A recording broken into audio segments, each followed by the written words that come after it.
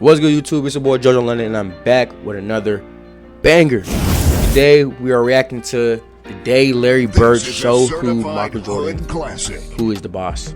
I hope y'all enjoy. Y'all see the social, subscribe. Let's do it.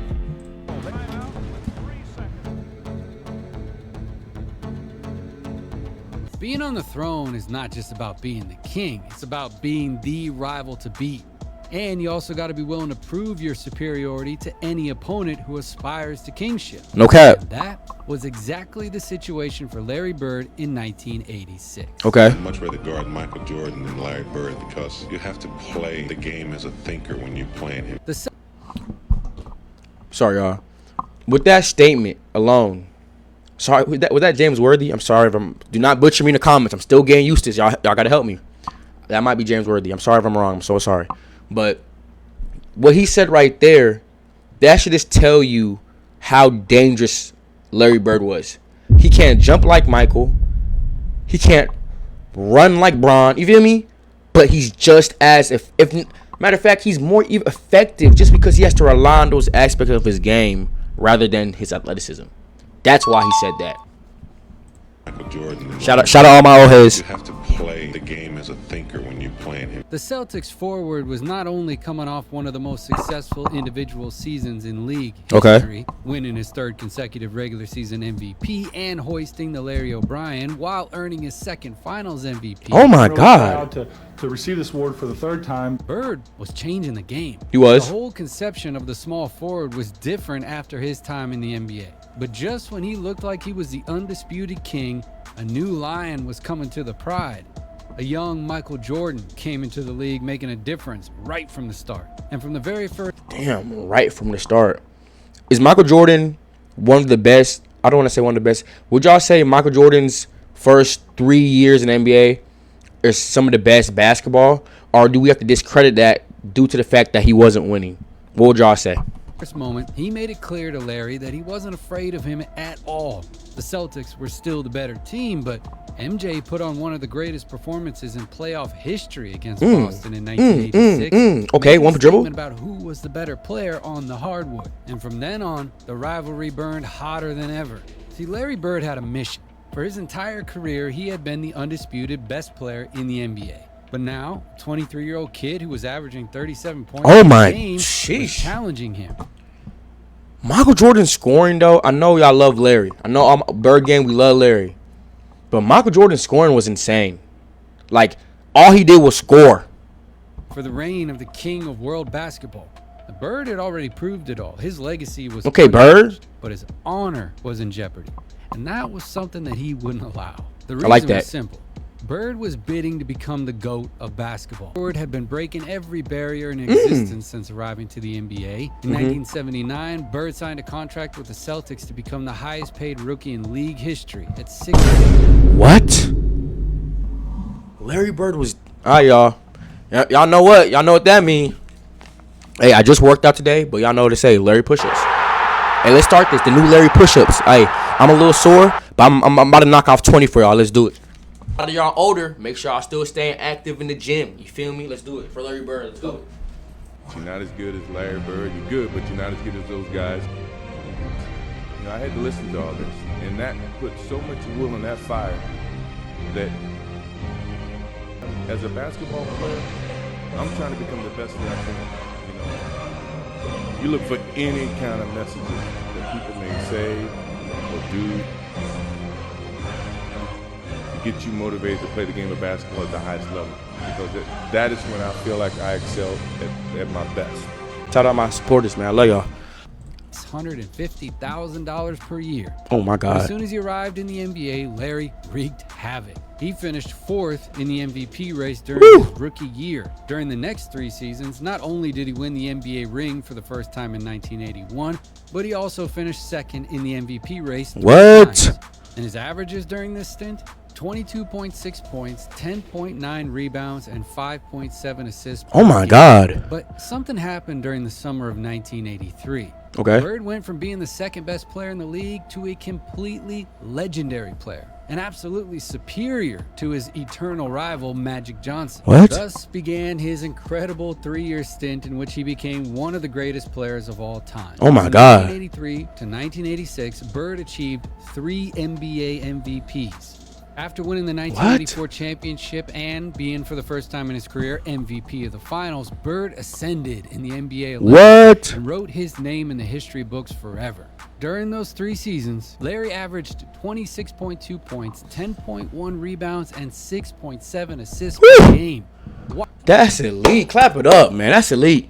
Shout out Larry Bird, man. That's tough. While continuing to be an elite defender, by the way. This was his status just prior to the start of the 1980 Good rebound. playoffs. A versatile forward who was capable of doing everything on the court. There had never been a big man who had the skills of a perimeter player in traditional basketball until he came along. Wow. And just because of his iconic 3 shot, becoming one of the first small forwards that played the power forward position to be able to stretch the floor. Good rebound. Incredible passing ability. allowed Elite him to passing. become a true leader for those Celtics, both on offense and defense. But Damn. in order to win his 3rd ring in 1986, he first Hold had to on. get Sorry, back y'all. in defense. I know y'all don't like when I pause a lot. So, but y'all see where they have Larry Bird, number 7. So y'all can't say it's me. I'm telling y'all, before I tapped in, before y'all got me right, Larry Bird was number 7. Like, I'm telling you, he was around 6, 7, 8. And I know y'all gonna wanna bash us. I'm sorry, I love y'all. But this is how they show Larry Bird to the new gen. They don't really break down Larry like the way we're breaking it down. So let's, as a community, let's bring some love back to Larry Bird. You feel me? Let's do it. Why not? You feel me? BU gang. Let's do it. But in order to win his 3rd ring in 1986, he first had to get past a team with a major stud that was starting to make some noise. And just less than a full year later, it was March 27th, 1987. Okay. The Celtics, with a record of 51 wins and 19 losses, were coming off a back-to-back to face a Bulls team with a record of 35 wins and Okay. 35 losses. Wow. That, by the way, was also coming off a game the night before. Bird was having a pretty good season with averages of 28 points, 9 rebounds, and almost 8 assists per game. Is this a prime? This is a woo. That allowed him to finish 3rd in the MVP race.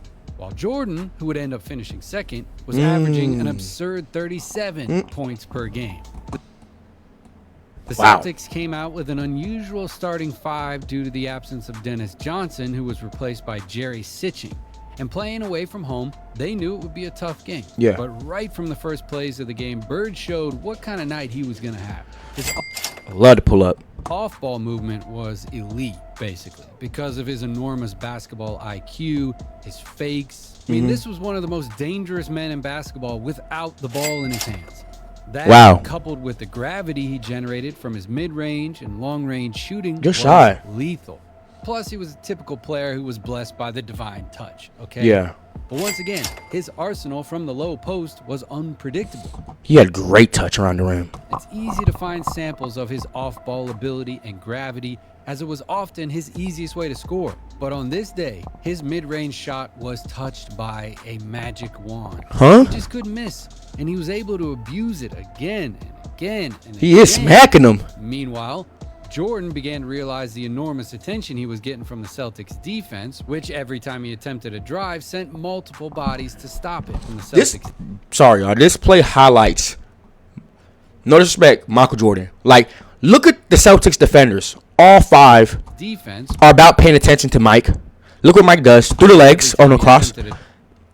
1, 2, 3, 4, 5. Looking at Mike. And he still goes up. drive sent multiple bodies He just loved to score. to stop him.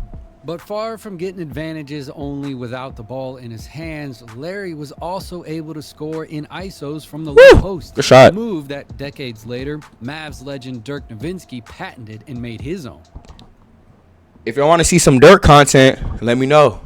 Let's do it. Let's go through all the legends. Y'all let me know in the comments below if y'all want to see all the legends. Y'all just start recommending legends. Let's do it. So the Bulls realized they had no choice but to do what the Celtics did with Jordan. A virtually continuous 2-on-1 when he had the ball in his hands. So Bird basically said, you know what? I'm going to hurt them in transition. Thus came the end of the first quarter in which somehow the Bulls managed to stay close on the scoreboard, trailing by only 1 point, 36-35. Bird had a spectacular first quarter in scoring, 20 points, nothing more, nothing less. Good pass. So he began to take advantage of that extra attention to test his versatility. He was able to transform garbage into gold. Case in point, this loose ball, which he turns into a great assist. Woo! That's tough. Something you don't want, it's for the guy who's destroying you from mid-range to start showing signs of his playmaking. Oh my. Bird was unleashed, and players like Kevin McHale appreciated it. Even when they didn't count, Larry's passes were simply spectacular. That's elite. No, he really didn't even need to score to be the most impactful player in the game. In some cases, MJ had to defend the Celtics star too. The size difference played a key role in these situations. But knowing that he make MJ look small, y'all. This is MJ. Half-court offense was very difficult with 2 defenders on top of him, Bird continued to make use of scoring in transition. And what was more shocking, good pass. Of his size dropping threes like it's nothing. But incredibly,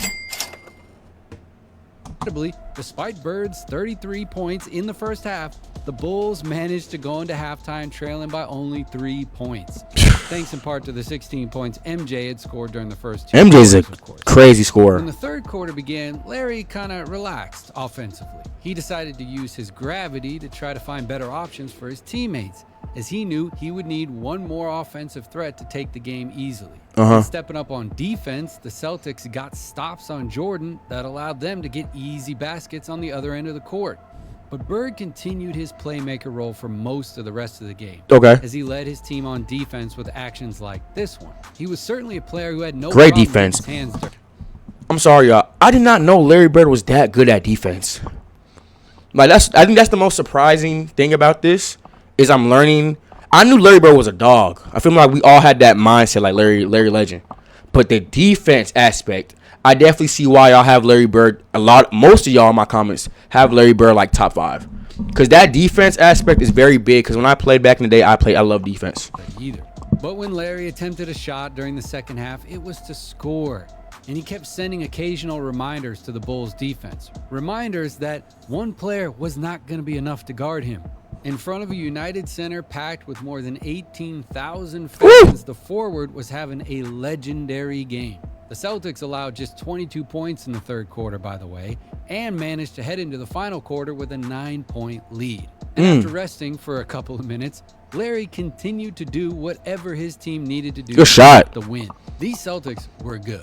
I mean, like, really good. Bird was that piece of the puzzle that served as a wild card. You do everything. A player you could put in any role, in any part of the court, in great any shot situation, and who was going to be able to generate advantages on his own. Great rotation. In the last quarter, the tone did not change. Bird continued to abuse from long distance as he had been doing all game. He continued to play the simplest yet most dominant basketball anyone had ever seen.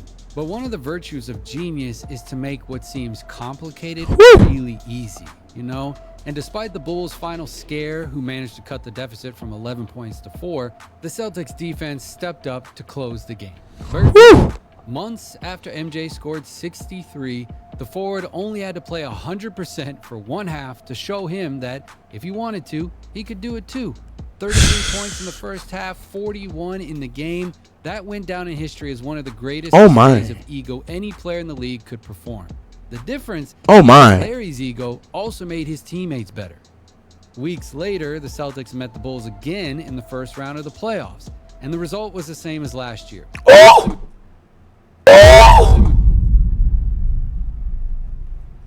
That pass had me, whoa, man. The Bulls again in the first round of the playoffs, and the result was the same as last year. Boston managed to advance by a score of 3-0. Yeah. Sweep? A sweep is crazy. Playoff games against Jordan's Bulls. That's the record that is stuck in history. When they met, Larry's Celtics were always better. So good that not even a superhero. Look at the off ball. And so Larry Bird, along with the Pistons of Isaiah Thomas and Bill Laimbeer, became the thorn in MJ's side that he really could never get rid of. Bird did not win the ring that season. Damn. Johnson's Lakers did. The other side of the three-headed monster that dominated basketball worldwide.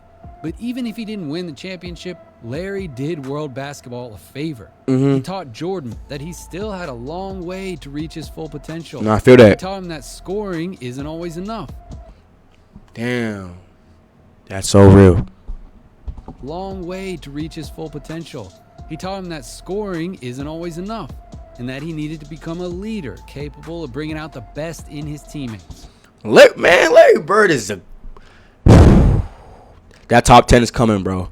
That top 10 is coming, bro. Larry Bird is moving up my ranks very fast, bro. He's moving up my ranks. And without the lesson that the greatest player in Boston Celtics history, with Bill Russell's permission, taught MJ, it is likely that basketball history would have been completely different. And Jordan and Bird's rivalry continued to cause a stir in the league, but they never met again in the playoffs. What? Larry would go on to post a 17-11 record against Michael's Bulls during his career until a serious heel injury followed by back problems completely shortened his career. Injuries that not only brought about the end of the Boston Celtics dynasty, but also sent them into a sinkhole from which they could not climb out of until 20 years later. And we all know that history is written by the winners, and very few people have won more than Jordan.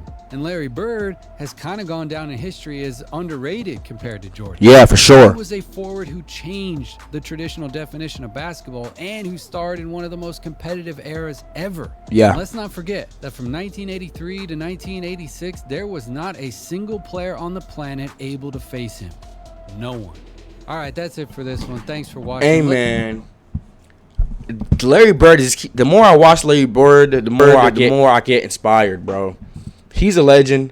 And I just want to say, if you're still here watching this video, I love y'all. Thank y'all. This past week has been my best week on YouTube.